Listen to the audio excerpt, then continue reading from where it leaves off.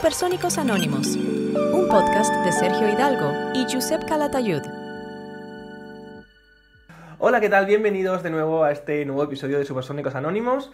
Hoy grabamos un episodio especial porque ha sucedido algo que te voy a dejar directamente que lo expliques tú, Sergio.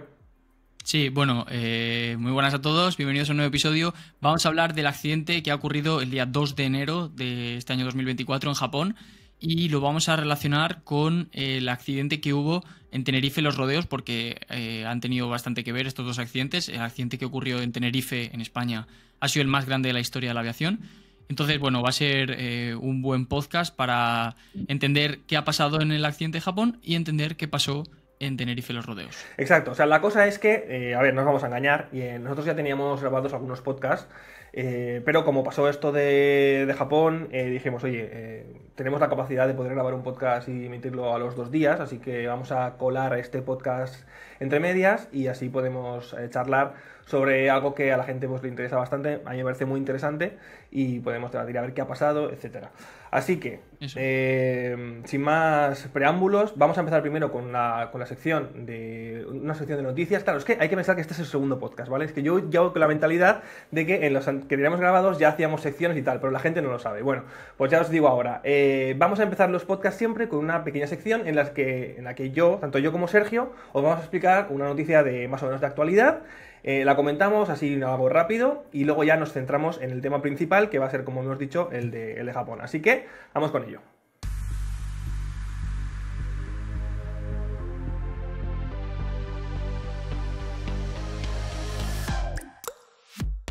Vale, Sergio, pues si quieres empiezo yo. Yo quiero hablaros de que año nuevo, cohete nuevo. Y la humanidad tiene un nuevo cohete que está a punto de despegar, va a ser este lunes 8 de enero y se llama un cohete Vulcan Centaur. Vulcan, ¿vale? Para hacerlo más cortito. Es un nuevo cohete de United Launch Alliance, que si la gente no lo conoce, me parece que repasando la historia de esta empresa, es muy interesante y yo creo que os va a gustar porque seguro que no la sabíais. A ver, la cosa es, desde los inicios de la cohetería, ¿vale? Estados Unidos ha tenido siempre 2 empresas, 2 contratistas principales, tanto para el Departamento de Defensa como para la NASA, que lanzaba cohetes, ¿vale? Estos han sido Lockheed Martin y Boeing. Entonces, a estas empresas les iba muy bien, pero de repente, pues en Europa salió una empresa llamada Ariane Space que fabricaba, o sea, hacía cohetes, hacía lanzamientos que competían en precio, de hecho eran más baratos que los de Lockheed Martin y Boeing. Entonces, claro, ¿qué pasa? Pues que esta empresa, Ariane Space, empezaba a llevar contratos de Estados Unidos y de repente Lockheed Martin y Boeing vieron que les estaba bajando el tema de los contratos. Es lo típico de, ¿sabes la frase de este pueblo no es lo suficientemente grande para nosotros dos?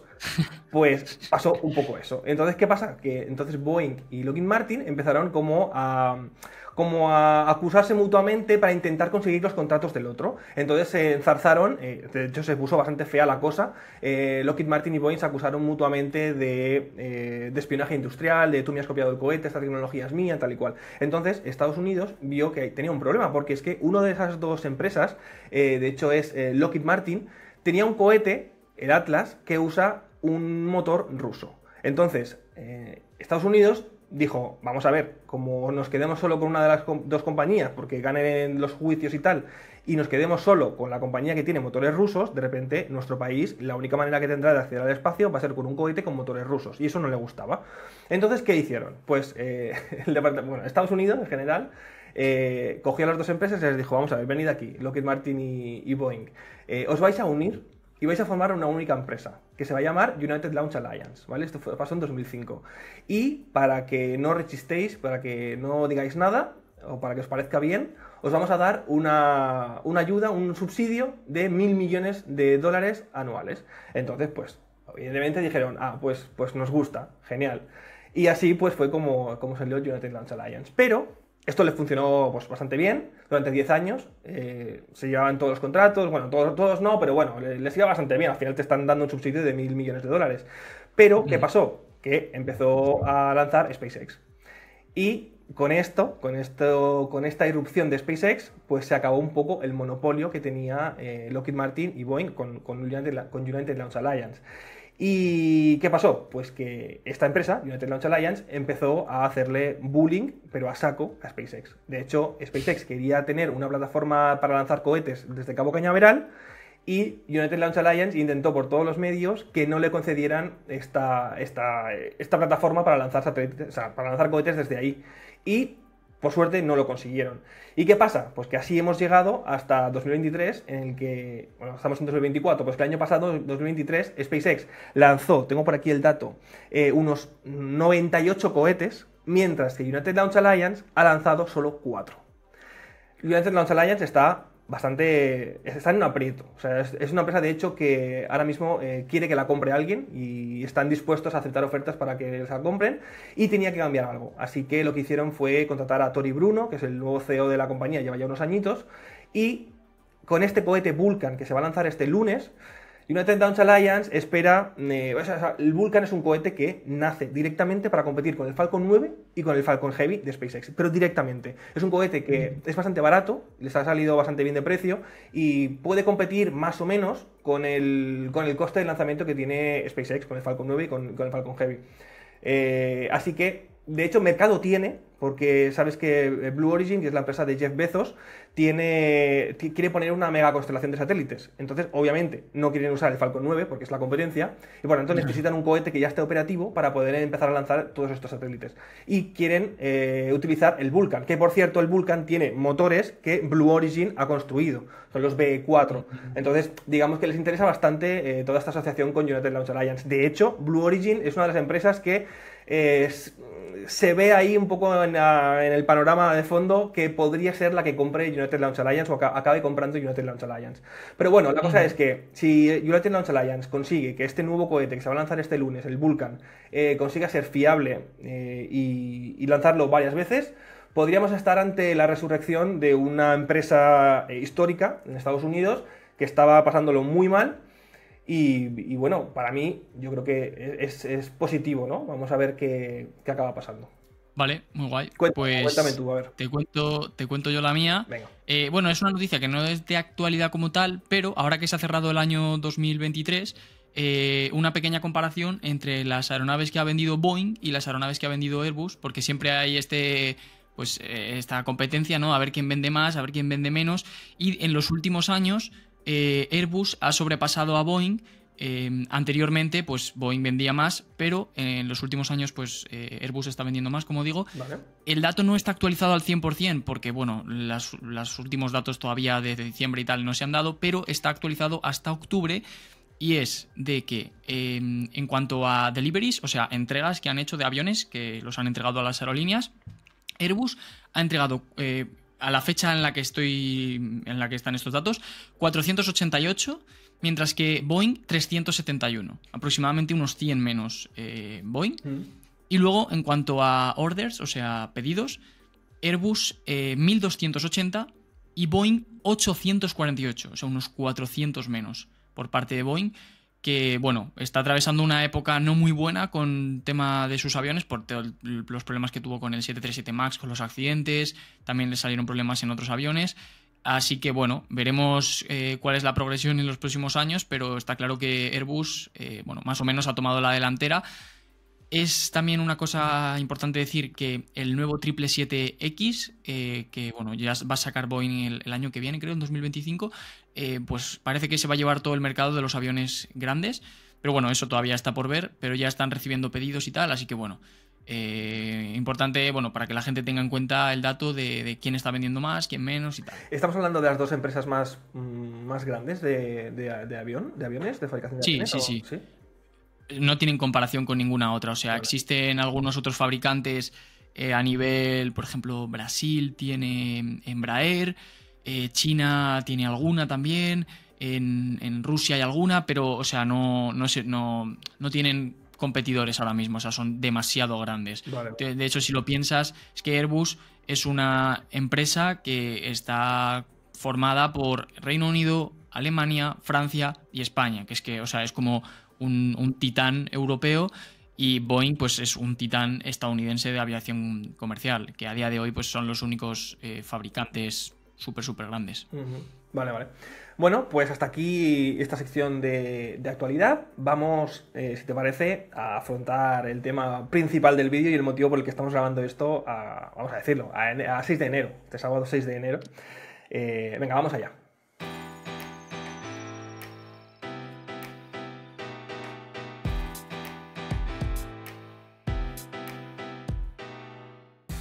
Vale, Sergio, venga, vamos con el tema. Yo creo que lo primero de todo, poner un poco en situación por si hay alguien que no se ha enterado de lo que ha pasado. En Japón es bastante raro, ¿no?, que pase un accidente de avión hoy en día, así que venga, todo tuyo, dale ahí.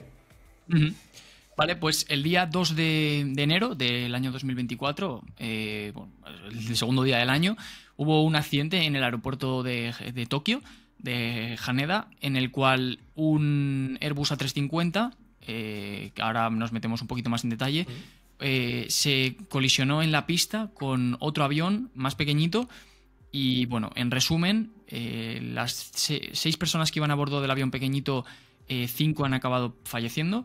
Sin embargo, en el otro avión, en el A350, la cosa salió muy bien porque no hubo ni un solo fallecido. Los aviones han quedado completamente destrozados ambos, pero no hubo ni un solo fallecido. Esto es una sorpresa, ahora vamos a ver por qué. Luego analizaremos esto porque me parece muy interesante.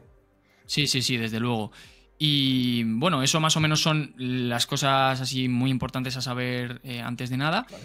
Y metiéndonos un poquito en cómo es el avión, el A350, para que la gente lo entienda, la magnitud de lo grande que es un avión que es el típico transatlántico grande, muy grande, con 2 pasillos, a lo mejor tiene una configuración de 3 personas, 4 y 3, vale. O sea, que caben muchísimas personas.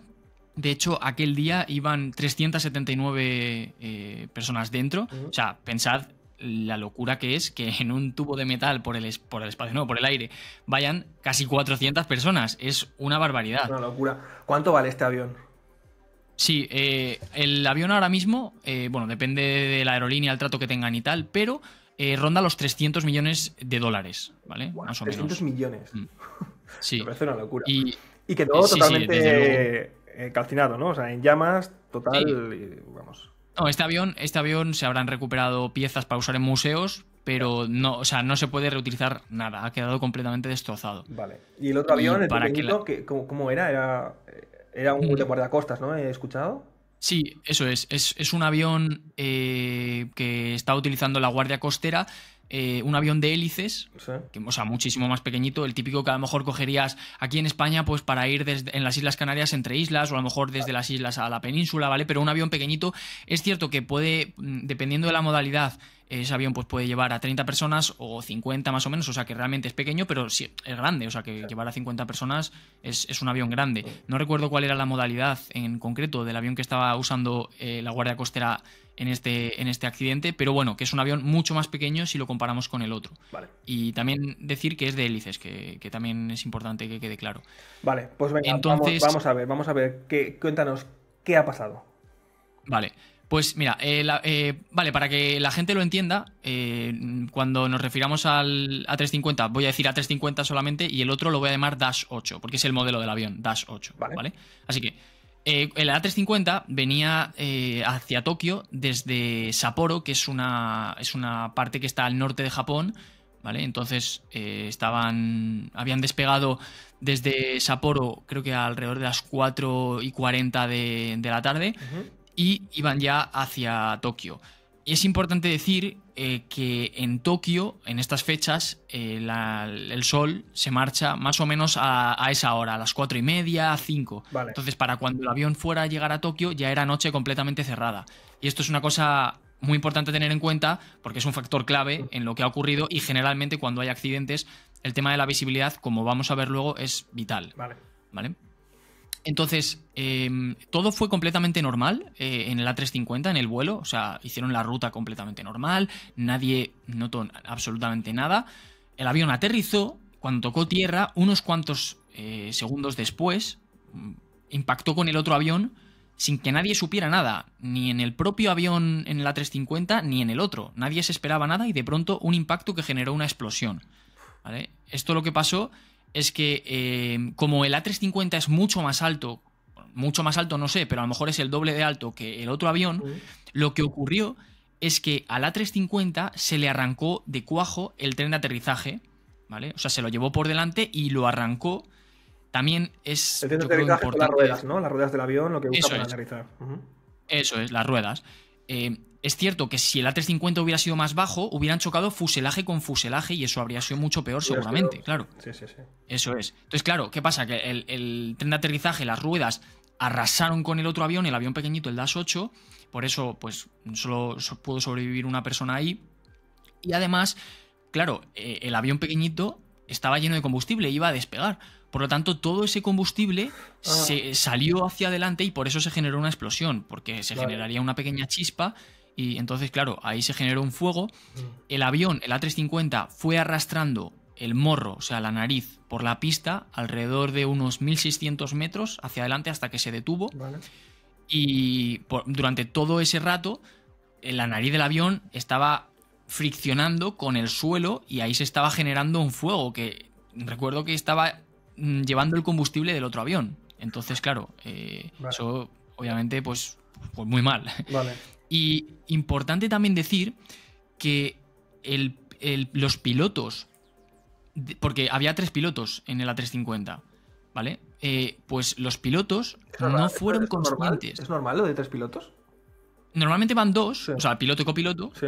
pero en los aviones de largo recorrido, dependiendo del trayecto, pues pueden ir más de 2 para que puedan turnarse y tal. Vale. En este trayecto no era algo normal, porque No era muy era largo, un trayecto claro. muy corto. En Claro, era un trayecto muy corto. Pero a lo mejor había un piloto que estaba en el otro lado y tenía que ir hacia Tokio porque al día siguiente saldría en otro vuelo, ¿no? Pues este tipo de cosas también pasan. Entonces, bueno, iban los 3. Y ninguno de los 3, como ahora vamos a ver en detalle, vio al otro avión.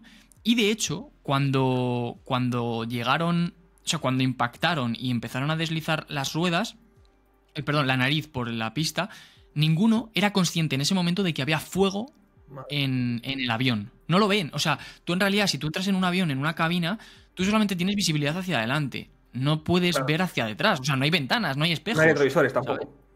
Claro, no hay. Entonces, de hecho, dependiendo de la aeronave, hay algunos aviones en los que ni siquiera pueden ver las alas desde la cabina. ¿Vale? Entonces, claro, no eran conscientes de que había fuego bajo ningún concepto. Vale. Y la señal de que hubo fuego la dieron los auxiliares de vuelo, lo que generalmente se conoce como azafatos, que empezaron a ver fuego y empezaron a avisar al comandante de que sí, de que había fuego y que había que evacuar el avión.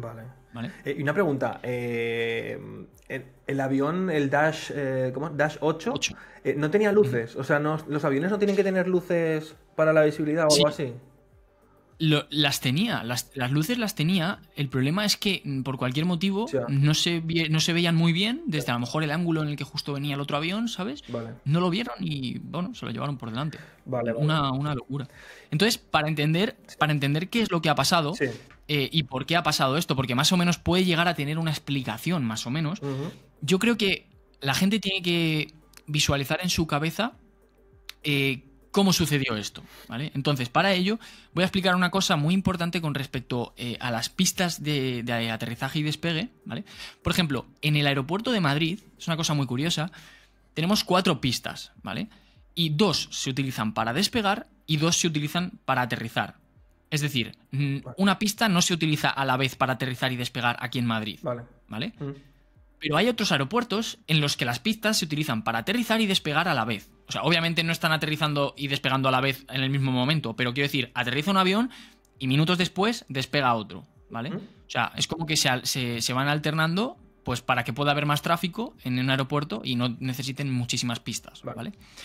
Este fue el caso de lo que ocurrió en el aeropuerto de Tokio Haneda. Entonces, otra cosa muy importante a tener en cuenta es que en las pistas, si estás aterrizando, el sentido en el que un avión aterriza es el mismo que en el que despega. Quiero decir, por ejemplo, imaginemos una pista que está situada, que mira hacia el norte, ¿vale? Tú puedes despegar o hacia el norte o sentido contrario hacia el sur, ¿vale? Esto dependerá del viento. Si el viento viene del norte, los aviones despegarán hacia el norte, porque siempre quieren tener el viento de frente. En contra, ¿vale? Sí. Esto es importante. Pero si despegas hacia el norte, quiere decir que los aviones, cuando estén aterrizando, aterrizarán hacia el norte también, ¿vale? Eso es importante tenerlo en cuenta. Vale. Y de hecho, la pista del aeropuerto más o menos era una pista que apuntaba hacia el norte, ¿ok? Entonces, para entender lo que estaba sucediendo, los controladores aéreos lo que estaban haciendo era mandar por el taxiway. El taxiway son las pistas, o sea, no pistas, las calles que hay por el aeropuerto por las que los aviones van rodando hasta llegar a la pista para poder despegar. Vale. Se llaman taxiways. Vale. Entonces, los controladores aéreos estaban llevando a los aviones hacia el sur de la pista, ¿vale? Por los taxiways para que despegaran hacia el norte. Es decir, estaban agrupándolos en la parte de más al sur de la pista, pero fuera de ella. Al principio de la pista, ¿no? Al principio de la pista, eso es, pero fuera de ella. Nunca los puedes agrupar dentro de la propia pista, porque si hay un avión que va a aterrizar, pues obviamente sería un problema. Sí. Entonces se quedaban fuera. Vale. Pero es interesante que, claro, el Dash 8 es un avión que iba a hacer una misión de ayuda humanitaria, porque es que coincide con que justo el día anterior hubo un terremoto en Japón. Entonces, claro, pues hubo muchos problemas de que se cayeron casas, tal, no sé qué, entonces se necesitaba ayuda. Y este Dash 8 era un avión de la Guardia Costera que iba a hacer una misión de ayuda humanitaria, por lo que más o menos tenía prisa, ¿vale? Vale. Entonces, lo que hicieron es que como es un avión más pequeño, no necesita toda la pista para poder despegar. Y por tanto, en lugar de hacerle ir hacia todo el sur hacia la parte más abajo de la pista, este avión podría despegar desde aproximadamente la mitad de la pista. Entonces no le tendrían que hacer bajar hasta abajo, esperar a que despegaran todos los que ya estaban ahí, los aviones que ya estaban ahí agrupados, y luego poder salir, sino que directamente lo que le dijeron es: vete hacia el punto del medio de la pista, todo esto con lenguaje mucho más técnico, Sí. que a esto se referían a ello como punto C5. En los aeropuertos todos los puntos están nombrados para que cuando un controlador aéreo le quiere decir a un piloto que vaya hacia X sitio en concreto, no le tiene que describir: oye, vete hacia la planta que puedes ver ahí. No, eso no tiene sentido, ¿no? Entonces hay un mapa en todos los aeropuertos donde están las cosas numeradas. Entonces hay un punto C5, que es un punto en el cual tú puedes entrar ya directamente hacia la pista del aeropuerto, hacia la pista, desde más o menos el medio, ¿vale? Pero le dijo que fuera hasta ahí. Y además en las comunicaciones que hay por tráfico aéreo, cuando tú escuchas algo lo tienes que repetir para confirmar que lo has escuchado. Vale. ¿Ok? Entonces, el piloto lo repitió, ¿ok? Pero en ese momento, no se sabe por qué, cuando el piloto llegó hacia al punto C5, atravesó la pista. O sea, se metió en la pista como para despegar, pero nadie le había dado permiso para hacerlo. Solo le habían dicho que se fuera hasta ahí y se quedara, pero sin entrar en la pista. Eso es. Además ahora... Vale. Eso es. Ahora además vamos a comentar una cosa con respecto a las comunicaciones de tráfico aéreo, porque no le dijeron que no tenía permiso para meterse en la pista, porque esto no se dice. Ahora después hablamos de esto, que es muy importante y bastante interesante. Le dijeron, o sea, quiero decir, para que tú escuches que tienes permiso, solo lo vas a escuchar si tienes permiso para ello. No te van a decir no tienes permiso para ello. Vale. Porque si tú no escuchas ese no, puede haber un problema de comunicaciones, vale, y que te creas que sí que tienes permiso. Perfecto, ¿vale? Muy bien. Entonces, le dijeron vete hasta el punto C5. El tío llegó y no se sabe todavía por qué. Habrá que recuperar las comunicaciones en la cabina, que esto se puede con las cajas negras. ¿Sí? El tío se metió en la pista. Y por atrás, justo en paralelo, le estaban diciendo a la A350 que tenía la pista libre, que podía aterrizar. Y bueno, ya sabemos todos, aterrizó y se lo llevó por delante. Sí. Esto la verdad es que es bastante raro. O sea, quiero decir, los pilotos están muy entrenados y saben perfectamente cuándo tienen y cuándo no tienen permiso para ello. Pero también es curioso que en los accidentes siempre se juntan un montón de casualidades. Y en este caso hay unas luces que separan la pista de lo que no es la pista, de donde se tenía que haber parado el Dash 8. Y esas luces estaban estropeadas ese día. Claro, pero también es importante decir que la pista tiene un montón de luces, entonces no creo que el piloto pensara que todavía no había llegado a la pista, porque la pista tiene muchísimas luces. Entonces no sé, pero es otra cosa más que se te va juntando y se te va formando una bola que lleva a tener un accidente. Siempre pasa en todos los accidentes aeronáuticos. Ya. Sí, de locos, la verdad. Vale, y luego, cuando hubo el impacto, una cosa también curiosa es que la última persona que salió del avión del A350 lo hizo 18 minutos después de que ocurriera el impacto. Y esto es muy... Esto me parece muy interesante porque, claro, déjame hablar de algo personal, que es que Sí, a mí me irrita muchísimo cuando estoy en un avión, acaba de aterrizar el avión y ya está la gente de pie, haciendo cola en el pasillo, de pie, o sea, sin estar las puertas abiertas. O sea, ya sí, colapsando. sí. O sea, es que me parece increíble. Y no sé si va por ahí o no, ahora nos lo explicas, pero el hecho de... En primer lugar, yo creo que los japoneses son... Yo he tenido la suerte de estar este verano en Japón y son súper obedientes con todo. O sea, es un país que funciona muy bien, de maravilla. Y yo creo que ha tenido que ver un poco la...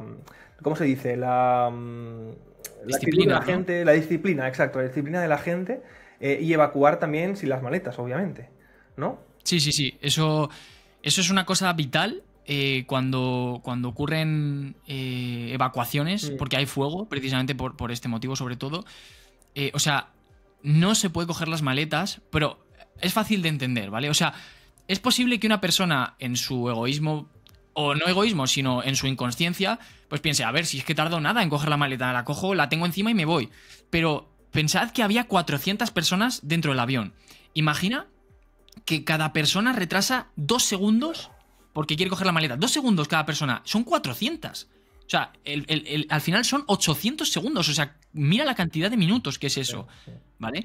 Y ten en cuenta que hay fuego en el avión. O sea, hay gente que se está quemando viva. Entonces, claro, no se puede retrasar absolutamente nada. Es por eso... Y ese fuego, perdona, ese fuego no llegaba, o sea, no llegaba al interior del avión, entiendo, ¿no? O sea, En principio, por lo que parece, el fuego estaba en la parte de fuera sí. y luego pues entró por algún... Ya Bueno, cuando claro, el al fuego final era acaba más grande, entrando, entró. obviamente. Si esto está ardiendo, obviamente. Claro, en este accidente, cuando las personas estaban dentro del avión, creo que no había fuego dentro del avión. Vale, Creo. vale. ¿Vale? Pero ha habido accidentes en los que sí. De hecho, quería traer un ejemplo de una cosa que pasó en el año 2017 con el vuelo en Rusia, en Moscú, con el vuelo 1492 de Aeroflot. Fue un problema en el aterrizaje. El avión aterrizó mal y se generó un fuego. Y había 78 pasajeros en el avión y solamente pudieron sobrevivir 37 porque la gente se quemó dentro del avión. Se generó el fuego, se propagó. Y lo impactante es que en este accidente había gente saliendo con maletas y otra gente se estaba quemando viva dentro. Es que es una locura. Es una Es algo locura. que entiendo que esto en los procedimientos de emergencia se dice, obviamente, que se ha de evacuar sin maletas, ¿no? Es que Eso es es. algo O sea, bueno, diría yo que cuando te subes en el avión y te hacen la típica charla de seguridad y tal, no te dicen, en caso de emergencia dejen las maletas, creo que no me suena haberlo oído nunca. Pero entiendo que cuando sucede la emergencia, ¿no? Los azafatos de vuelo te lo dicen, ¿no? En plan, lo las dicen. maletas se Lo dejan dicen ahí y claramente. salimos todos Sí, sin sí, sí. maletas. Que nadie coja las maletas, procedemos a evacuar la aeronave. Vale. Y ellos, o sea, también es una cosa importante a decir, los auxiliares de vuelo, los azafatos, que generalmente se dice, pero realmente su nombre es auxiliar de vuelo, pero bueno, como todo el mundo entiende, diría azafato. Vale. Realmente su trabajo, generalmente pensamos que es pues echar Coca-Colas, dar comida, tal, y sí, es parte de su trabajo, pero ellos están preparados para, cuando ocurren estas cosas, saber cómo actuar, cómo decirle a la gente que tiene que actuar. O sea, se tienen que examinar para ello. Yo estuve en justo un vídeo que hice hace tiempo en mi canal, en un centro de estos en los que estudian para ello.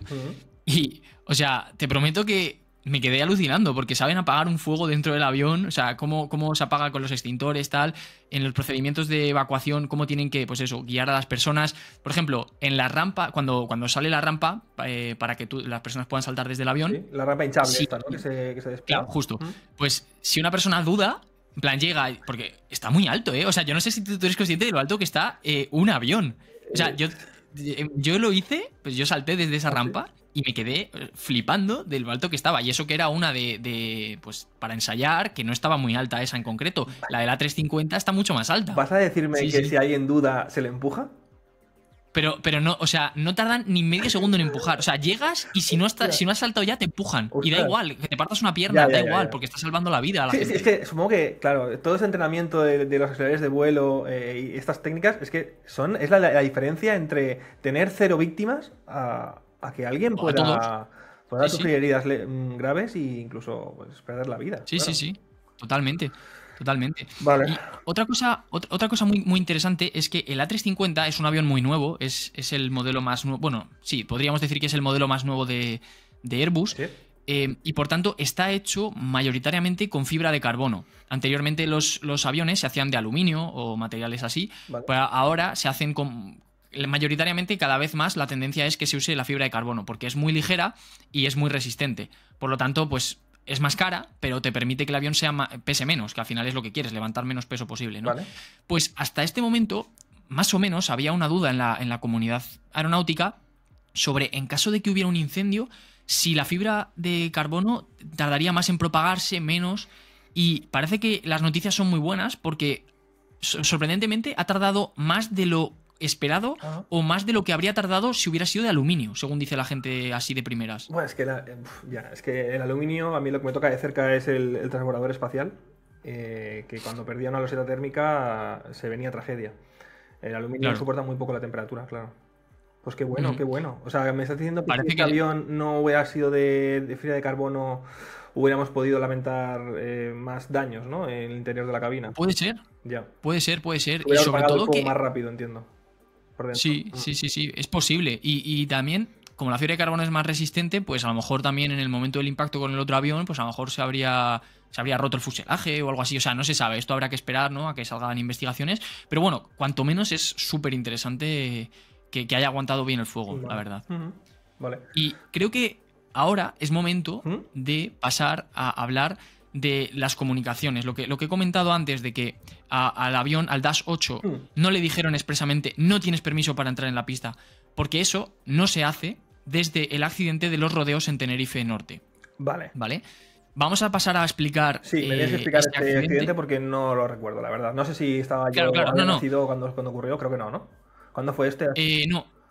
No. Bueno, no sé, No, no sé no, cuántos no. años tienes. No, no. Yo no nací en el 89, No, no, o sea no. que me parece que es anterior. Fue en el año 1977 Pues, este accidente. obviamente no. Vale. Y es el más grande de aviación de la historia. O sea, me parece impactante que ocurriera en España, la verdad. En Canarias. Vale. Es brutal. Venga, Entonces, adelante. en este accidente colisionaron las dos aeronaves más grandes de ese momento en Buah, tierra. ¿En serio? O sea, ahora mismo es el 747, que ahora mismo es el segundo avión más grande de pasajeros. ¿Y ¿vale? el más grande cuál es? Chocaron ahora? dos. ¿El más grande cuál es? El más ahora? grande es el A380. Vale, vale. Ujú. El A380 tiene dos pisos durante todo el fuselaje. El 747 tiene dos pisos solo en la parte delantera del avión. Vale, vale. ¿Vale? Entonces, aquel día se chocaron, ya digo, dos 747, uno de la aerolínea Pan Am y el otro de la aerolínea KLM. ¿Vale? Vale, Para esto me suena. explicarlo y que la gente lo tenga en la cabeza, voy a referirme a ellos como Pan Am y KLM. Vale. ¿Vale? Creo que se entiende. Los dos eran 747, Vale. así que más o menos se entiende. Mm. Y además, en este accidente vamos a poder entender claramente la cantidad de casualidades que tienen que ocurrir para que ocurra un accidente. O sea, es brutal, ¿eh? Es brutal. Vale. Lo de este día fue una cosa de locos. Mirad. Primera casualidad de aquel día. Los aviones, en realidad, no iban a Tenerife. Iban a Gran Canaria. Pero es que hubo una bomba en el aeropuerto de Gran Canaria y posteriormente pues hubo una amenaza de bomba. Después, o sea, hubo una bomba y luego una amenaza de bomba, lo que hicieron que cerrara el aeropuerto, claramente. ¿Vale? Entonces el aeropuerto de Gran Canaria se cerró. Primera casualidad. Todos los vuelos que iban a Gran Canaria pasaron a ir a Tenerife Norte. Un aeropuerto que no estaba preparado para recibir tanto tráfico aéreo. ¿Vale? Vale. Además, ocurrió en domingo. Por lo que había menos gente trabajando en el tráfico aéreo de lo que debería haber habido un día normal. ¿Vale? Ujú. La segunda casualidad, que los controladores aéreos no estaban preparados. O sea, preparados seguramente sí, pero no estaban habituados a tener tanto tráfico aéreo. O sea, era algo descomunal. Que sí, que podían, por supuesto, trabajar con ello, pero que es una cosa más que se va sumando. Sí, sí. Al final ¿Vale? el entrenamiento y el hábito salvan mucho. O sea, sí. Claro. Sí, sí. Claro. ¿Vale? Luego, cuando... Es que es una locura la de casualidades. Cuando se abrió el aeropuerto de Gran Canaria de vuelta, ¿vale? El avión Pan Am pidió permiso para poder despegar e ir hacia Gran Canaria allá, porque realmente era su destino. Pero tuvo que esperar porque el avión KLM, el otro avión, estaba bloqueando el paso, ¿vale? Porque estaba repostando. Vale. Esto es importante entender que, claro, es un aeropuerto muy pequeñito.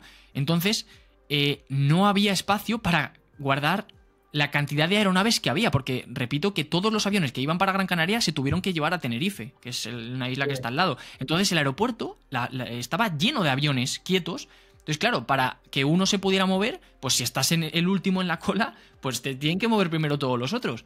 Entonces, en este caso, el Pan Am pidió despegar, pero es que el KLM estaba repostando combustible justo antes. Pero estaba en la pista repostando combustible, en la pista de... No, en la pista no, estaba por los taxiways, que es por donde van los aviones antes de despegar, Sí. para llegar hasta la pista, ¿vale?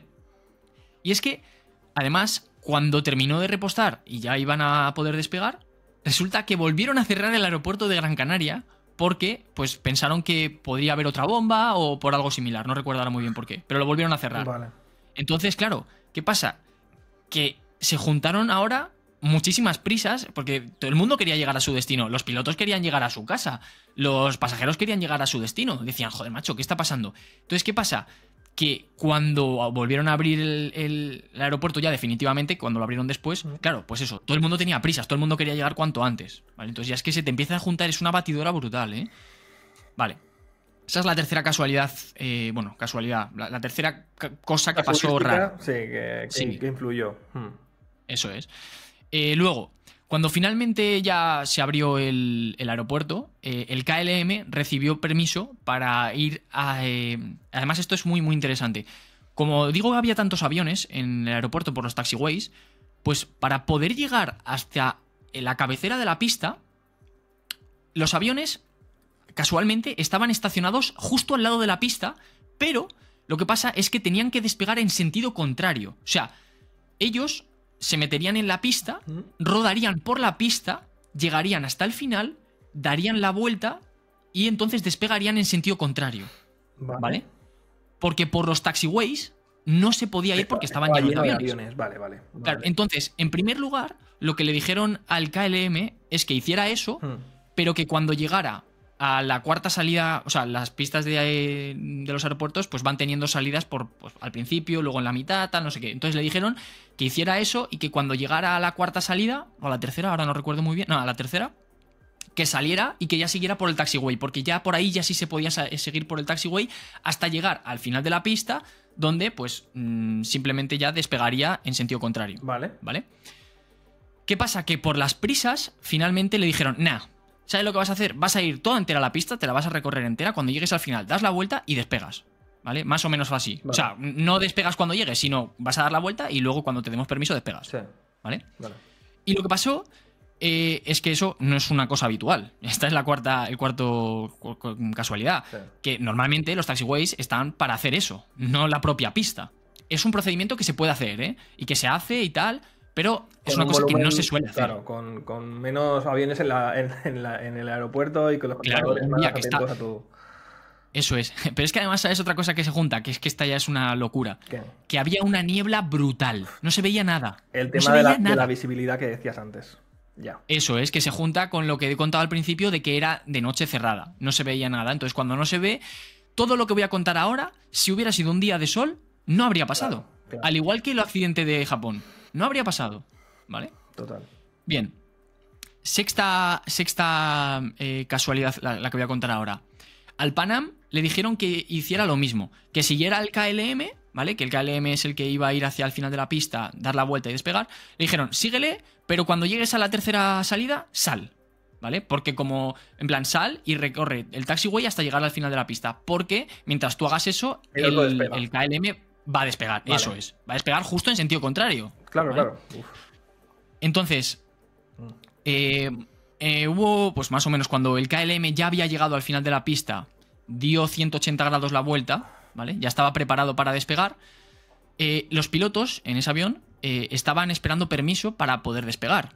Pero había mucha prisa, lo vuelvo a decir, había mucha prisa. Entonces el piloto aumentó la potencia, esto está registrado en las cajas negras, el piloto aumentó la potencia en los motores ya como si fuera, como que quería despegar ya. Sin haberle dado la orden todavía de despegar. Claro. Ya. Estaba con los frenos pisados, o sea, todavía no estaba moviéndose, quiero decir, pero ya había aumentado la potencia, una cosa que no es habitual. Si todavía no te han dado permiso, ¿para qué vas a aumentar la potencia de los motores? Sí. ¿No?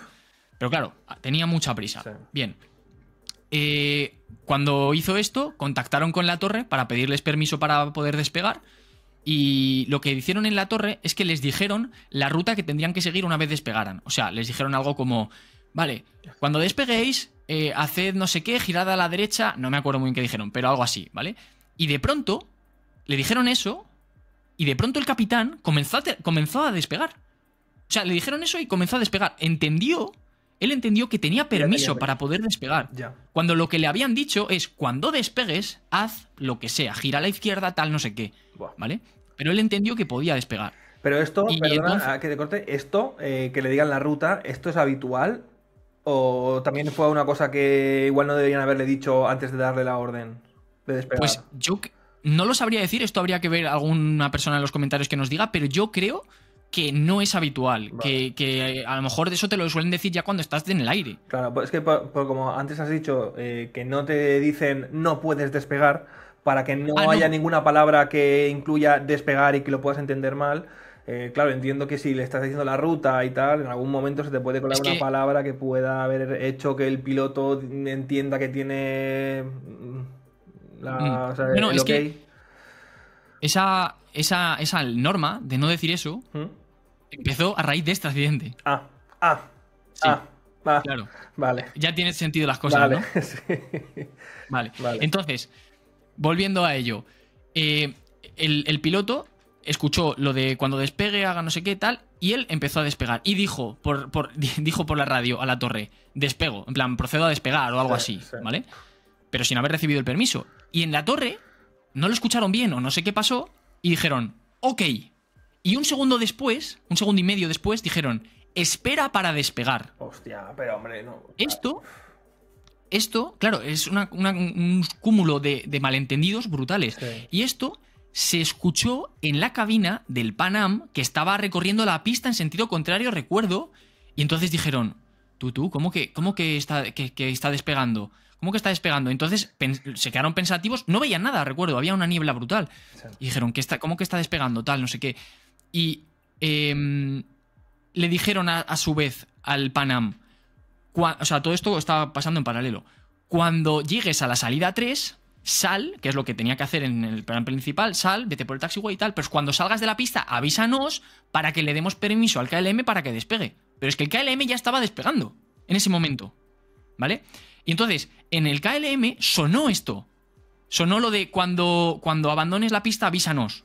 Y dijo, en el Pan Am dijeron, ok, cuando salgamos avisamos.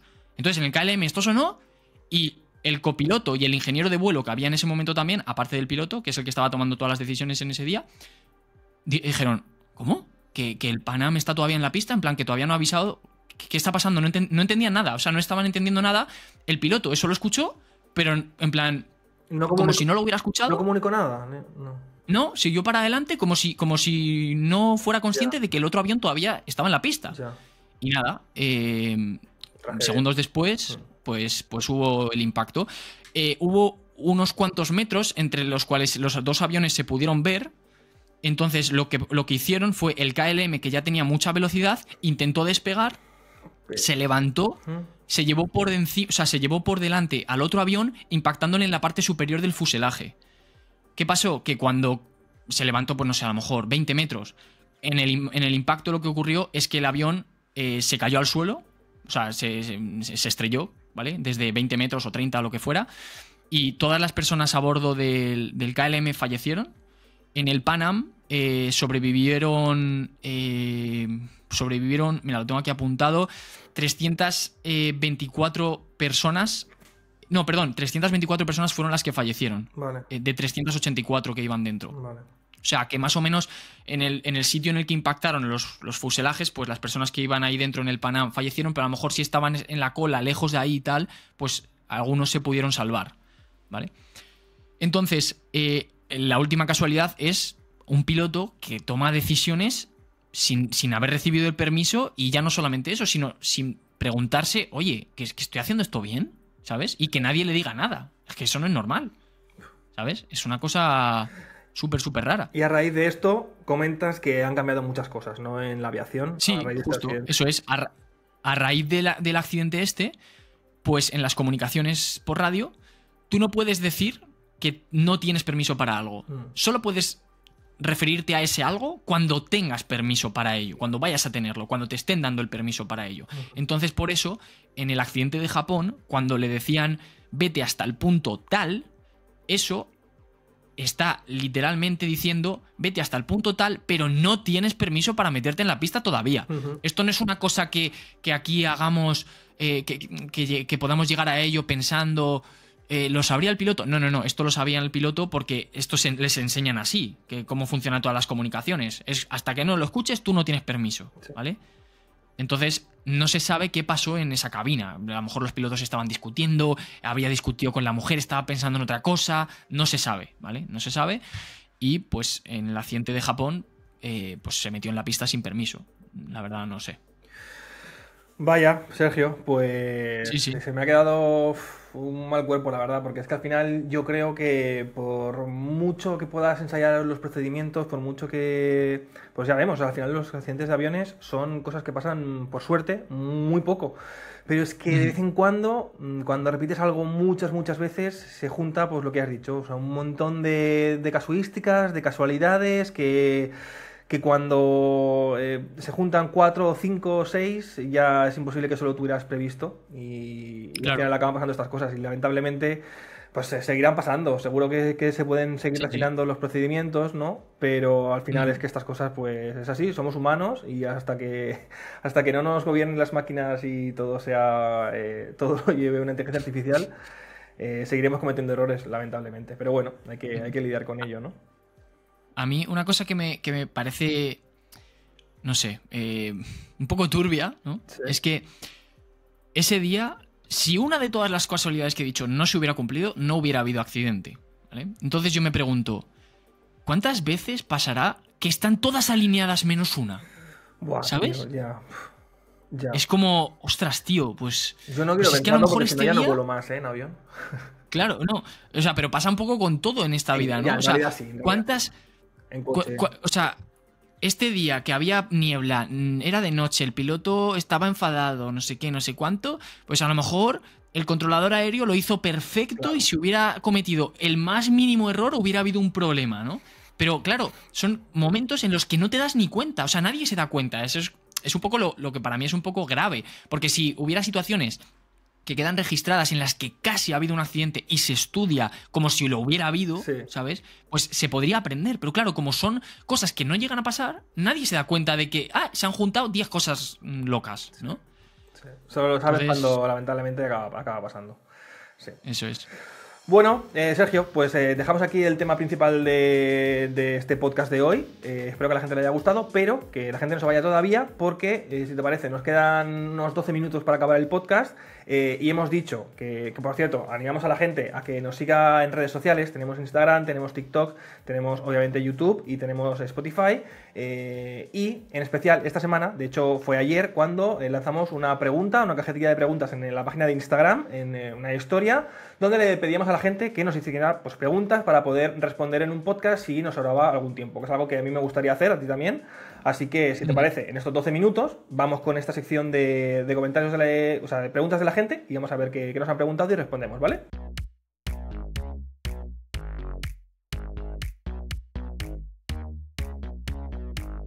Vale, Sergio, has estado mirando tus preguntas, ¿no? Por ahí, en Instagram. La Sí. verdad que yo no lo he mirado. Sí. Suéltame alguna que sea interesante y intentamos responderla, va.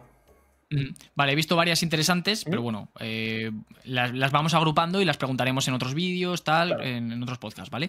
Pero una muy curiosa que he visto es de Ángel Cedano 2009, que dice: ¿cuántos lanzamientos necesita Starship para llegar a la Luna y Marte? Ya estamos otra vez con esto.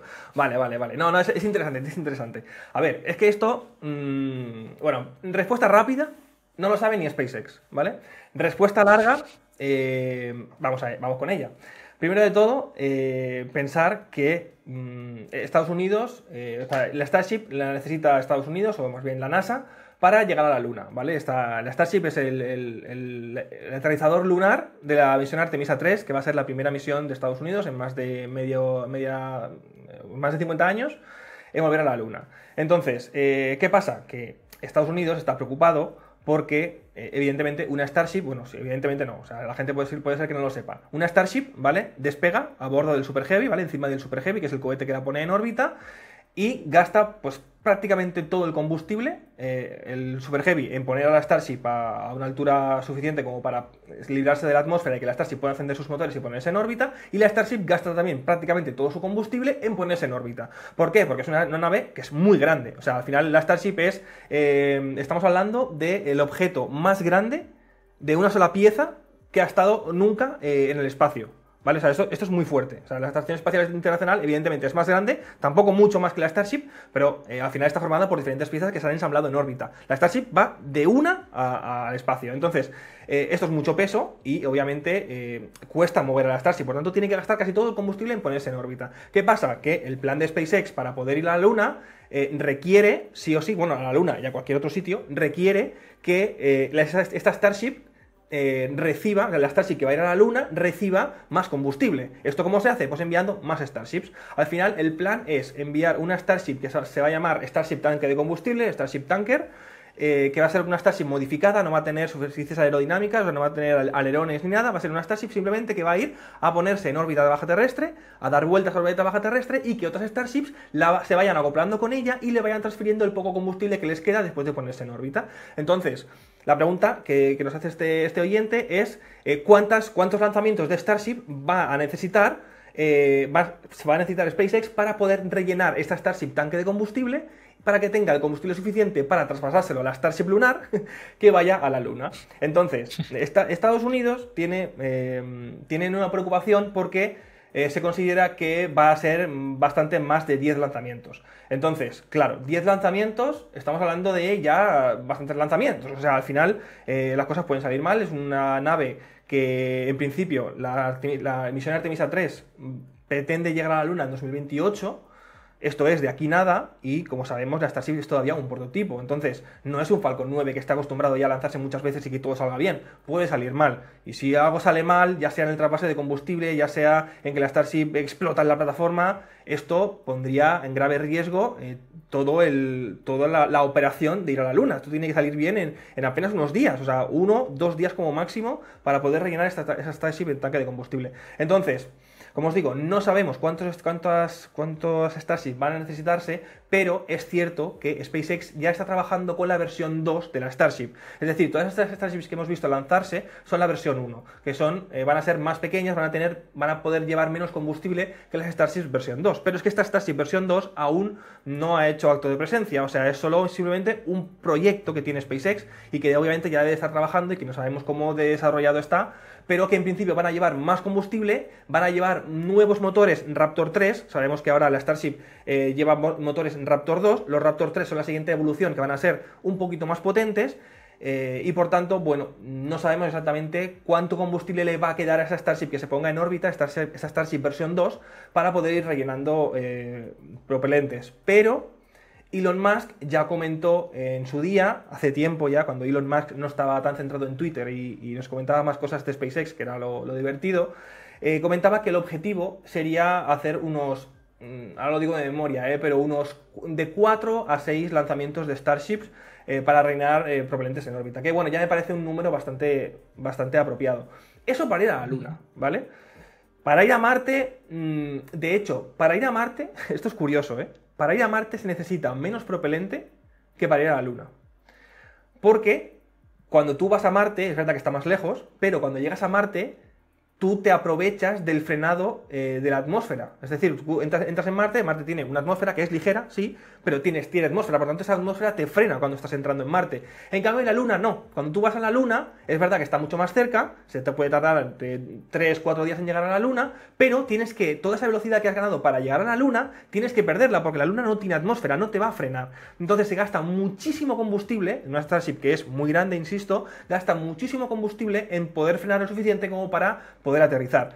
Y la cosa es que es eso, se ha calculado, y para ir a Marte se necesita menos combustible que para ir a la Luna. Evidentemente, luego desde Marte tienes que volver, porque si antes decíamos que aterrizar en la Luna es más difícil porque no tiene atmósfera, para despegar es todo lo contrario, porque despegar sin atmósfera es muy sencillo. De hecho, las misiones Apolo podían ponerse, una vez que salían ya de la superficie y querían volverse a poner en órbita lunar, el módulo lunar del Apolo se desencajaba, tenía una parte de arriba con un pequeño motor que se desencajaba de lo que sería el aterrizador con las patas, y con un pequeño motor pequeño se podía ya poner en órbita. Y la Starship, pues, evidentemente también podría. Pero para salir de Marte, que tiene atmósfera, eso ya es más combustible, y evidentemente luego ya de ir a Marte a la Tierra, pues es mucho más propelente. Pero bueno, esa ha sido un poco la explicación larga. No lo sabemos. La respuesta al final es que no lo sabemos, y que no lo sabremos hasta que SpaceX tenga ya desarrollado las Starship versión 2, y entonces ya sí que se podrá ofrecer una estimación de cuántos lanzamientos va a requerir la Starship para llegar a la Luna y a Marte. Una pregunta, entonces, cuando se vaya a acoplar y le vayan a empezar a pasar el combustible y tal, o sea, más o menos en un periodo de 2 días va a haber una decena de lanzamientos de Starship, aproximadamente, depende, bueno, ha dicho Elon que 4 o 6, pero bueno, imagínate que fueran 10. Sí. 10 lanzamientos, o sea, quiero decir, tú vas ese día a ver y ves 10 lanzamientos de Starship. Sí. De hecho, SpaceX está construyendo ahora una segunda torre de lanzamiento en Starbase. O sea, tienen una, quieren otra, para poder aumentar la cadencia de lanzamientos, claro. Porque ya prevén que evidentemente no van a necesitar 2 lanzamientos para rellenar la Starship en órbita. Van a necesitar, pues yo creo que mínimo 5, yo creo. Y seguramente serán más. Ostras. Así que necesitan poder tener dos plataformas para poder ir lanzando Starships. Claro. Sí. O sea que ese día, quien vaya para allá para verlo, Va a ser un se espectáculo, corona. tío, va a ser un espectáculo. De hecho, en el siguiente vuelo de la Starship, en este tercer lanzamiento, ya se estima que SpaceX podría empezar a hacer pruebas con el trasvase de propelentes. No entre 2 Starships, sino entre... O sea, sabes que la Starship tiene dos tipos de tanque. Los tanques principales de propelentes y los tanques de cabecera. Los tanques de cabecera son unos pequeños tanques más, pues eso, más chiquitos, más pequeños, donde se guarda el combustible necesario para que la Starship pueda aterrizar.